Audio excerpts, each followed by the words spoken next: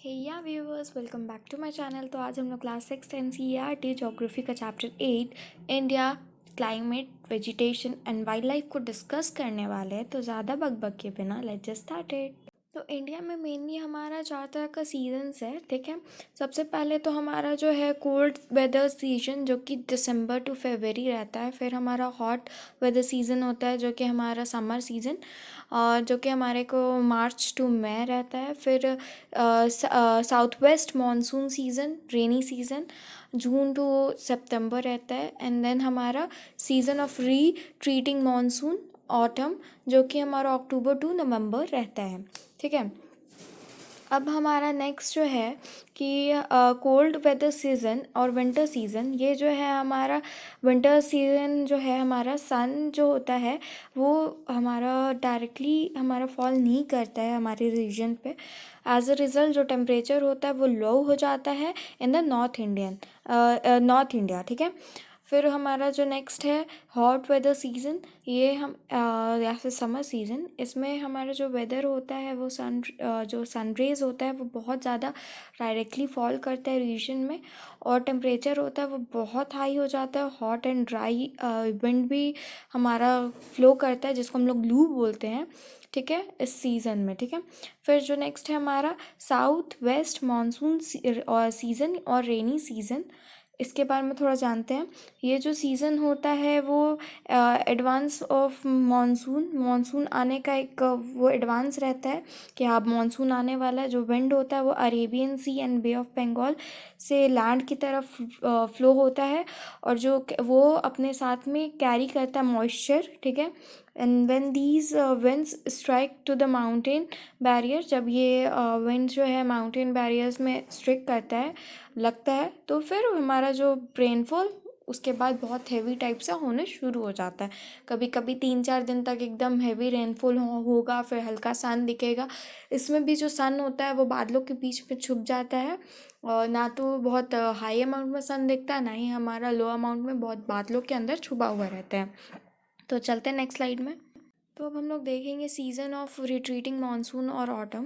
तो जो हमारा विंड होता है वो बे ऑफ बंगाल की तरफ वापस चला जाता है मेन लैंड से, तो इसको हम लोग बोलते हैं रिट्रीटिंग ऑफ मानसून। ये सदर्न पार्ट ऑफ इंडिया में मोस्टली जो हमारा तमिलनाडु हो गया, आंध्र प्रदेश होगा, यहाँ पे बहुत हैवी रेनफॉल इस टाइम में हो रहा होता है। और जो क्लाइमेट होता है वो एवरेज वेदर कंडीशन होता है, ना तो ज़्यादा गर्म ना तो ज़्यादा ठंडा। और जो ये मानसून वर्ड है वो आया है अरेबिक वर्ड से मौसम, ठीक है, विच मीन सीजन। फिर due to India's location in tropic region most of the rain is brought by monsoon wind, ठीक है। एग्रीकल्चर सेक्टर को रेन से बहुत ज़्यादा फ़ायदा होता है, वो टोटली डिपेंडेंट होते हैं हमारे रेन में। जितना अच्छा मानसून होगा, जितना अच्छा हमारा रेन आएगा, उतना अच्छा हमारा क्रॉप भी ग्रो करेगा, और हमारा जो क्लाइमेट है जो हमारा क्लाइमेट है वो भी बहुत अच्छा रहेगा, लोगों को पानी मिलेगा, ठीक है। फिर जो हमारा क्लाइमेट है और हमारा जो लोकेशन है, ये सारी जो डायरेक्शन है सीज से, ये देयरफॉर हम लोग को जो एक्सपीरियंस मिलता है जो डिफरेंट डिफरेंट क्लाइमेट का, वो बहुत अच्छा एक्सपीरियंस मिलता है हमारे इंडिया में, ठीक है। अब नेक्स्ट हम लोग देखेंगे नेचुरल वेजिटेशन। तो हम लोग अपने सराउंडिंग्स में बहुत सारे प्लांट्स को देखते हैं, कुछ सर्ब्स होते हैं, कुछ हर्ब्स होते हैं, कुछ बुशेस होते हैं, लाइक कैक्टस हो गया, फ्लावरिंग प्लांट्स हो गया, ठीक है।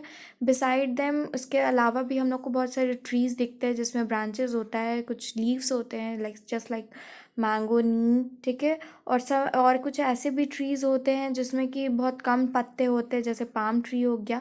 फिर जो हमारा grasses and shrubs and trees है जो कि खुद से भी ग्रो कर जाती है किसी भी बिना मतलब इंटरफेरेंस के ह्यूमन बींग के, ठीक है, इसको हम लोग बोलते हैं नेचुरल वेजिटेशन। तो ये डेफिनेशन याद रखना कि नेचुरल वेजिटेशन क्या होता है। फिर जो हमारा different type of natural vegetation है वो डिपेंड करता है हमारे डिफरेंट डिफरेंट क्लाइमेट कंडीशन पे। जहाँ पे ज़्यादा बारिश होगी वहाँ पे different kind of crop grow करेगा, और जो जो वहाँ पे कम बारिश होगी वहाँ पे डिफरेंट, ठीक है। और ये जो वेरियस क्लाइमेट कंडीशंस हैं इंडिया में, जो हमारा नेचुरल वेजिटेशन है वो बहुत वाइड है, वाइड रेंज में फैला हुआ है। चलते हैं अब नेक्स्ट स्लाइड में। हम लोग देखेंगे जो हमारा फॉरेस्ट है वो क्यों नेसेसरी है। तो सबसे पहले तो फॉरेस्ट जो है बहुत सारा वेरियस फंक्शंस परफॉर्म करते हैं। जो हमारा प्लांट्स होते हैं वो हमारे लिए ऑक्सीजन निकालते हैं और फिर वो हम जो जिससे ब्रीथ लेते हैं। एंड जो नेक्स्ट है वो ऑब्जर्व करते हैं कार्बन डाइऑक्साइड को। जो उनकी रूट्स होती है वो प्लांट्स की सॉइल को बाइंड करके रखती है, तो उससे उसके वजह से सॉइल इरोजन है वो नहीं होता। जो हमारा फॉरेस्ट है वो हमें टिम्बर देता है फॉर फर्नीचर्स, फ्यूल वुड देता है, फोल्डर देता है, मेडिसिनल प्लांट्स होते हैं, हर्ब्स होता है, ठीक है, हनी, गम्स, ये सारी चीज़ें हम लोग को मिलती है फॉरेस्ट से ही। फॉरेस्ट जो है नेचुरल हैबिटेट है हमारे वाइल्ड लाइफ का, natural vegetation who has been destroyed to large extent because of reckless cutting of हमारा ट्रीज, ठीक है। नेक्स्ट जो है हम लोग वाइल्ड लाइफ के बारे में जानेंगे। तो जो हमारा फॉरेस्ट है वो होम है वेरियस स्पीशीज़ एनिमल्स के जो होते हैं उनके लिए। रेप्टाइल्स हो गए, ठीक है, मैमल्स हो गए, बर्ड्स हो गए, इंसेक्ट्स हो गए, इन सारे के लिए। जो टाइगर है हमारा नेशनल एनिमल, इनके जो ये भी हमारे various parts of the country हम लोग को मिलते हैं, ठीक है। Gir forest in Gujarat is the home of Asiatic lions, ठीक है। Elephant and one horn dinosaurs roam in the forest of Assam, ठीक है। Elephant are found in Kerala, Karnataka.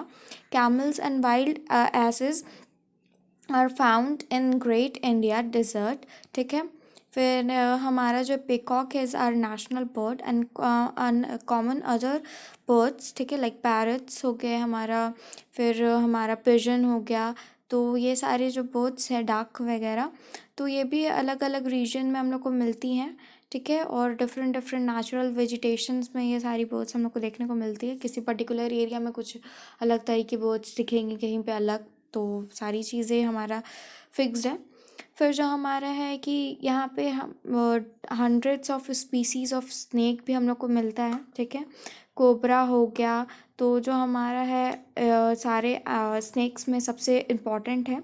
Due to cutting of forest and hurting, बहुत सारी species जो wild life के वैसे ख़त्म होते जा रहे हैं, ठीक है। Many species have become extent, ठीक है। In order to protect them many national parks, ठीक है, ये सारी चीज़ें बन रही है, बायोस्फीयर्स रिजर्व, तो ये सारी चीज़ें सेटअप हो रही हैं। गवर्नमेंट है जो कि बहुत सारी प्रोजेक्ट स्टार्ट करे कि टाइगर्स को सेव करना है, एलिफेंट्स को सेव करना, नहीं तो ऐसा टाइम आएगा कि सारे के सारे जानवर ऐसे ख़त्म हो गए, अब हम लोग सिर्फ पिक्चर्स में ही देखते रह जाएंगे। सेम एज डायनासोरस को हम लोग सिर्फ पिक्चर्स में देख रहे हैं, हम लोग को नहीं पता कि वो रियल में कैसे दिखते थे। तो ऐसे ही होगा कि टाइगर्स के साथ भी, एलिफेंट्स के साथ भी, तो उनको बचाना हमारी जिम्मेदारी है, क्योंकि हम ही लोग ही उनके घर को डिस्ट्रॉय किए हैं। तो उसके लिए हम लोग यहाँ पे बहुत सारे प्रोजेक्ट्स में काम कर रहे हैं। फिर हमारा बहुत सारा ऐसे नेशनल पार्क्स वगैरह खुल रहा है, ठीक है। तो इसी के साथ ये चैप्टर होता है यहीं पे ख़त्म। कुछ डाउट्स हो तो मुझसे कमेंट सेक्शन में ज़रूर पूछना। अपने दोस्तों के साथ इस वीडियो को शेयर करना, लाइक करना, सब्सक्राइब किए बिना बिल्कुल मत जाना, इससे मुझे मोटिवेशन मिलता है। तो मिलते हैं नेक्स्ट वीडियो में नेक्स्ट चैप्टर के साथ, तब तक के लिए बाय बाय।